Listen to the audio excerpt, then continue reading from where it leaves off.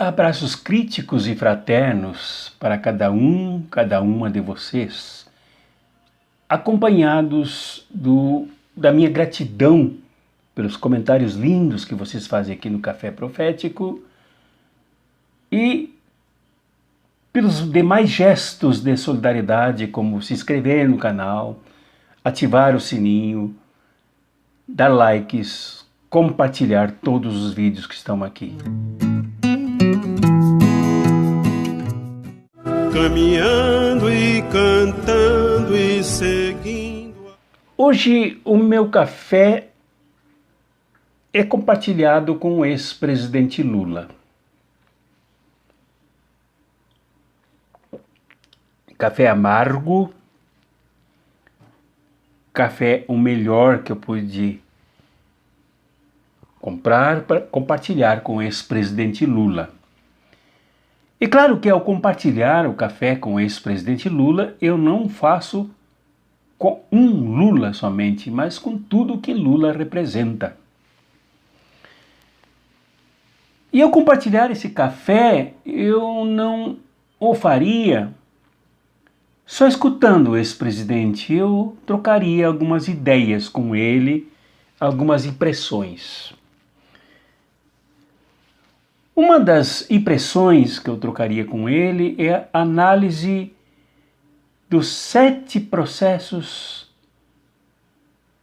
em que os juízes deram ganho de causa a ele ou que simplesmente os processos se encerraram por não encontrarem nenhuma culpa no ex-presidente, por não encontrarem nenhuma falha graças aos mentirosos, aos fake news que levantaram falsos testemunhos contra ele. Então, aí eu gostaria de conversar com o ex-presidente, partilhando com ele algumas ideias, como por exemplo, a da razão do porquê que agora, de repente, não mais do que de repente, ele ganha no judiciário, o mesmo judiciário envolvido ali com a Lava Jato. De Curitiba, se estendendo para São Paulo, para Brasília, para o Rio e outros lugares do país, com instâncias lá longe, primeira instância, segunda instância, assim por diante. Por que de repente, depois que o malandro, o fake news morde esse país, que inventou facadas, vindo depois do grande bagaceiro, do grande destrutor do país, que renunciou à sua posição de marreco de Maringá para virar rato, corroendo o país, seu Sérgio Moro, que inventou esses processos, alguns casos inclusive de testemunhos, como disse aqui numa conversa conosco o doutor, advogado e ex-deputado federal Vadir Damos, alguns processos que inclusive já estavam os depoimentos prontos, já haviam escritos dos escritórios do rato traidor do Brasil, seu Sérgio Moro, e lá do seu Dallagnol. Era só confirmar, tanto que quando esqueciam de alguma coisa, as testemunhas diziam, não, é como está escrito aí. Depois era só assinar. Por que será que houve essa derrota? Eu perguntaria para o ex-presidente Lula, e se pudesse também com o seu advogado Zanin, que vem atuando dedicadamente, né, na defesa do ex-presidente Lula. O fato é que eu conversaria com o ex-presidente Lula nesse café profético e abordaria com ele sobre uma vitória de pirro, uma vitória depois da grande derrota para o fascismo, para fake news, para o milicianismo, para o golpe de Estado. Depois agora é fácil, então, enrolar os processos, né? Colocar ali uma cordinha, amarrá-los e jogar dentro de uma gaveta e pronto, acabou. O ex-presidente Lula sequer pode se candidatar. E aí, uma eleição ao sabor do alarido, do golpe, elege um irresponsável, um louco, um imoral, para encabeçar a levada para o governo de uma troça de destruidores da pátria. Isso eu conversaria com esse presidente Lula. E eu perguntaria para ele nessa conversa o que ele pensa agora, o que ele pretende agora. Se ele pretende aguardar as eleições de 2022 ou ele pretende mobilizar, jogar o prestígio dele, jogar o nome dele, que não é dele somente, é do povo brasileiro, da história dele que não é dele somente, é do povo brasileiro. Por isso que eu disse que com Lula eu conversaria com vários Lulas, todos eles capilarizados, distribuídos no povo.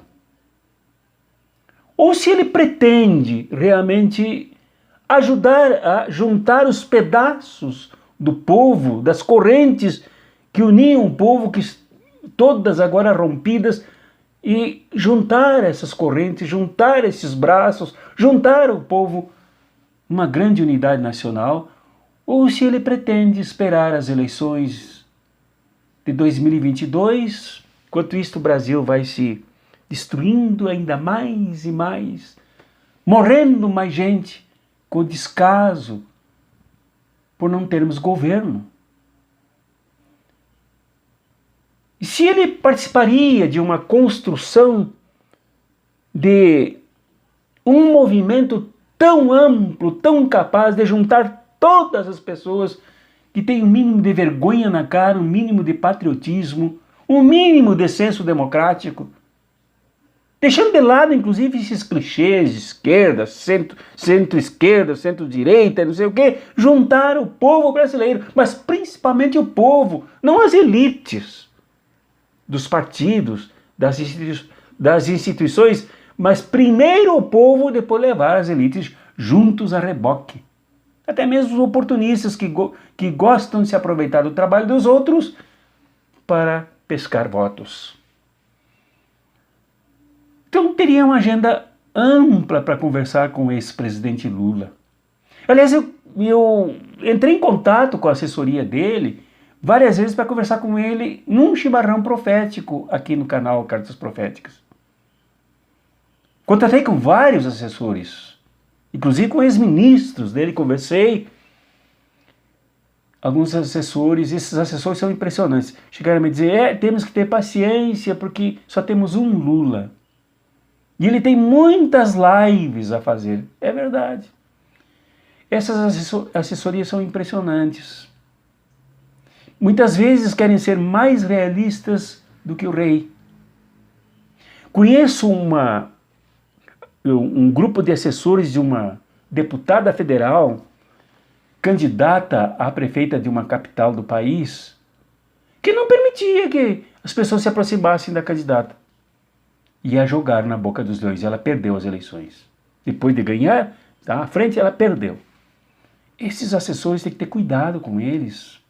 Eu não pude conversar diretamente com esse presidente, porque os assessores disseram que ele era um só Lula, que envidava os esforços, mas nunca ninguém deu uma resposta para ninguém.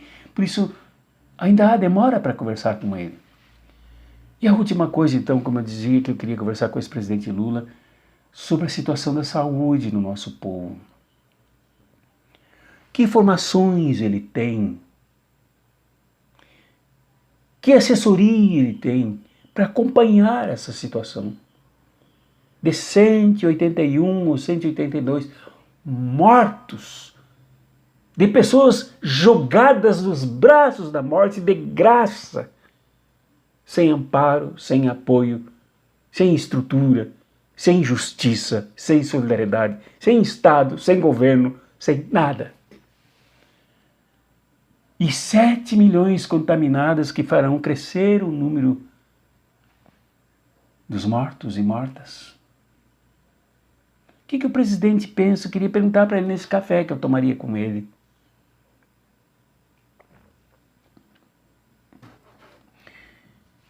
O fato é que nessa conversa eu abordaria com ele que a grande sacada que está por detrás, inclusive da mentira, fake news, da barbaridade que este generalzinho que está à frente do Ministério da Saúde, o seu Paziolo, que desonra a história de general, que eu não sei se ele tem alguma história, se tem algum fato na vida dele que signifique patriotismo, signifique amor ao povo brasileiro, não sei se tem.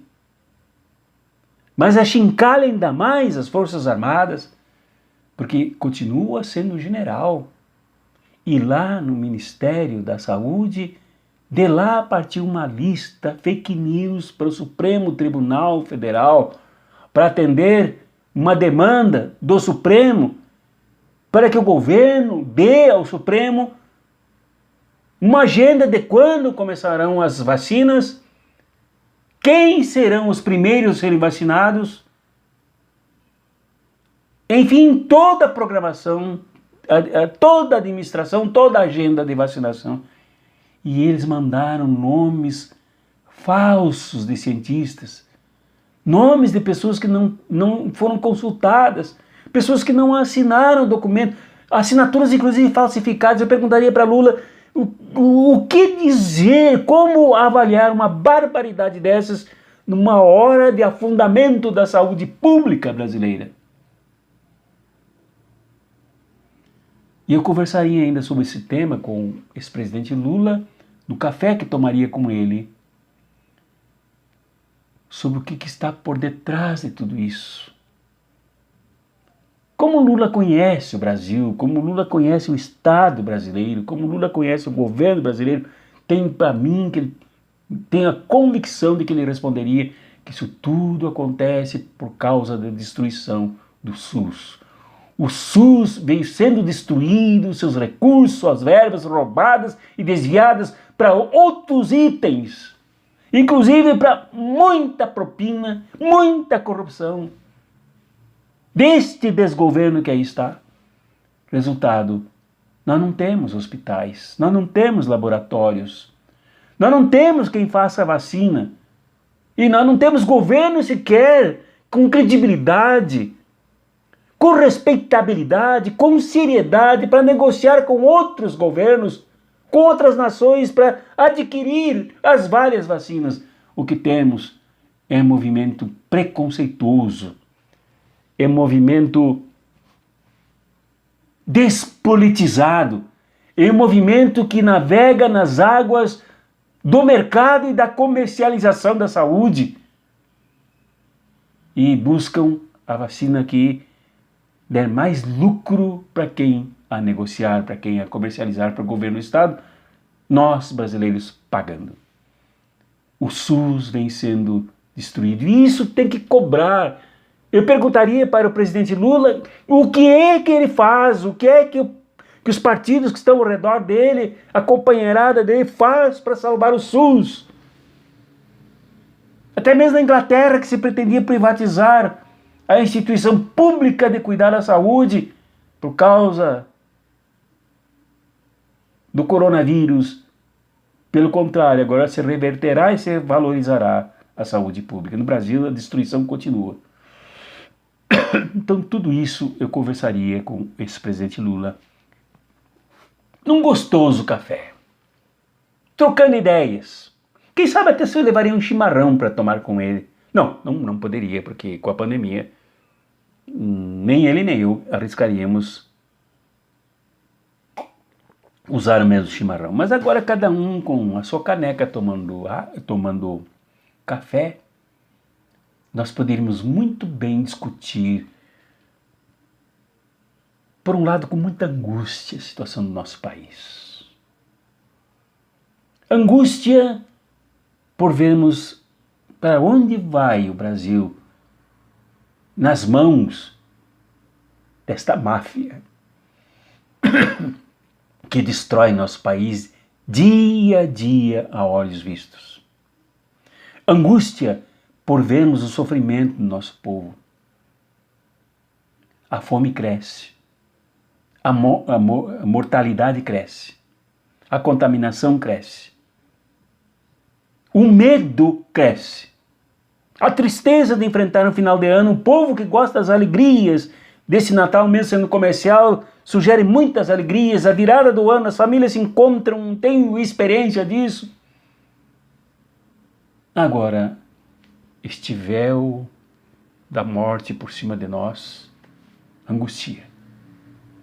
Por outro lado, gostaria de conversar com esse presidente Lula sobre os potenciais da virada, que também existem. As lutas aqui e ali que se fazem. Os coletivos que se organizam. Os comitês que se preparam. A energia que vem sendo reunida para o grande momento da luta e do enfrentamento que não será eleitoral, mas será política, do conflito que nós vivemos e por ele nós estamos sendo mortos. Isso tudo eu conversaria com a questão da esperança do nosso povo e nosso país com o ex-presidente Lula.